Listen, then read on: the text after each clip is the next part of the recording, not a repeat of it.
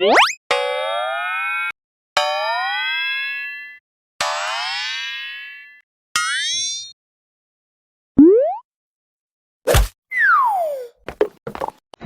TV.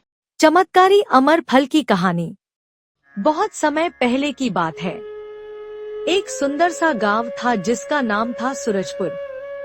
इस गांव के बीचों बीच एक बड़ा सा बरगद का पेड़ था और चारों ओर हरियाली ही हरियाली फैली रहती थी।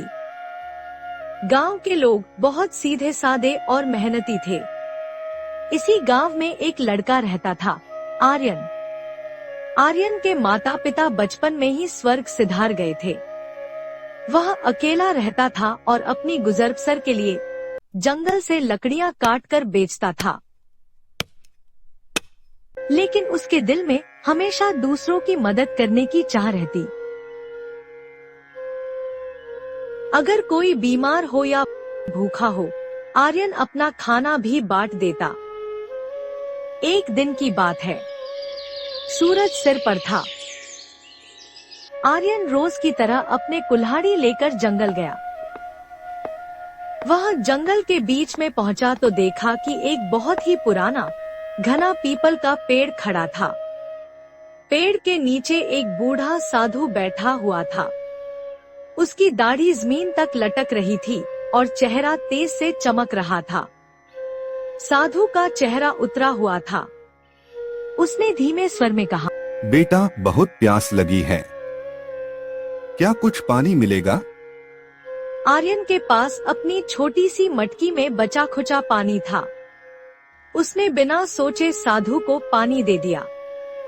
साधु ने पानी पिया और मुस्कुराकर बोला, तू बहुत दयालु और नेक दिल है, मैं तुझे एक वरदान दूंगा। साधु ने अपने झोले में हाथ डाला और एक बड़ा लाल चमचमाता फल निकाला। यह है चमत्कारी अमर फल।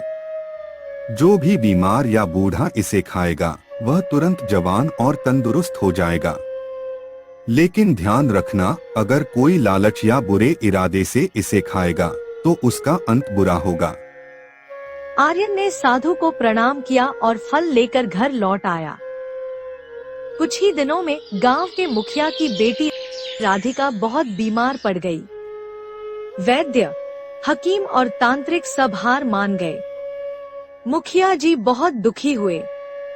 उन्होंने ऐलान कर दिया, जो भी मेरी बेटी को ठीक कर देगा उसे मैं इनाम दूंगा। आर्यन ने सुना तो सोचने लगा, साधु बाबा का अमर फल है, क्यों न मैं राधिका को खिला दूं?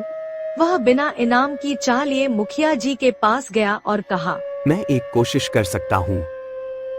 मुखिया ने इजाजत दी। आर्यन ने फल का छोटा सा टुकड़ा काटकर राधिका को खिलाया। कुछ ही पलों में राधिका की आंखें खुल गईं। उसका चेहरा चमक उठा। वह हंसने लगी और अपने पैरों पर खड़ी हो गई। गांव वाले हैरान रह गए। सब आर्यन की तारीफ करने लगे। इस चमत्कार की खबर पास के राज्य में बैठे राजा विक्रम सिंह तक पहुंच गई। राजा बहुत घमंडी और लालची था। वह खुद बूढ़ा हो चला था और अमर रहना चाहता था। उसने अपने सैनिकों को हुक्म दिया, उस लड़के को बुलाओ और वह चमत्कारी फल मुझ तक लाओ। सैनिक आर्यन के पास पहुँचे। आर्यन ने राजा को फल देने से मना कर दिया। सैनिक ने जबरदस्ती कर फल छीन लिया और राजा के पास ले गए। राजा ने लालच में आकर एक पल भी न गवाया। उसने सारा फल अकेले ही खा लिया। अब मैं अमर हो जाऊंगा। वह हंसने लगा। लेकिन जैसे ही राजा ने फल खाया, उसका शरीर कांपने लगा। उसका चेहरा काला पड़ने लगा और कुछ ही देर में वह मिट्टी में बदल गया। साधु बाबा का श्राप सच हो गया। राजा के मंत्री और सिपाही डर गए। गांव के लोग राहत की सांस लेने लगे। अब राज्य का कामकाज नए राजा के हवाले हुआ, जो नेकदिल और ईमानदार था। नेकी का फल मीठा होता है, लालच का अंत बुरा। हमेशा दयालु बने। Subscribe for more videos.